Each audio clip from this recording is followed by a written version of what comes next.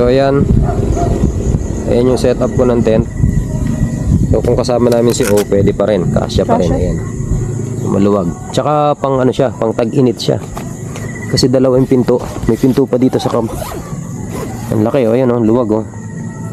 So may pinto dito, meron pa dun sa kabila. Pwede nyong i-open lang.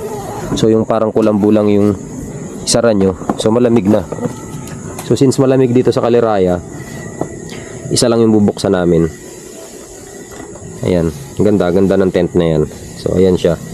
Ayan yung Adventure Ridge na tent. So ito na siya. Yun oh. Oh, goods pa rin oh. Goods na goods pa rin. Yung ilaw ko umabot magdamag oh. Wala namang sira. Linis pa rin. Ayan. So maaga na, magtitimpla na tayo ng kape. Kape naman.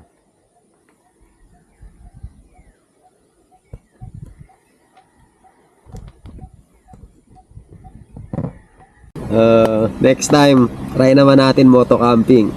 So, ngayon, experience ko na yung tent na to, dala sa sasakyan. Next time, gagamitin ko siya, moto camp naman. So, tingnan natin kung gaano siya kaganda talaga. Kasi para sa akin, goods na eh. So, tingin ko, i-enjoy ko siya sa moto camp. Meron akong isang tent, medyo maliit lang din siya, pero mabigat eh. Mabigat siya pag moto camp, kailangan ko talaga siyang itali ng maayos. So ito siguro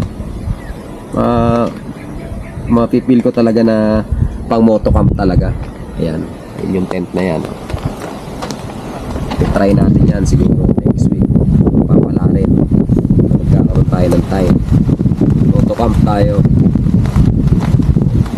So siguro baka makapagsama naman lang ng kaibigan ko.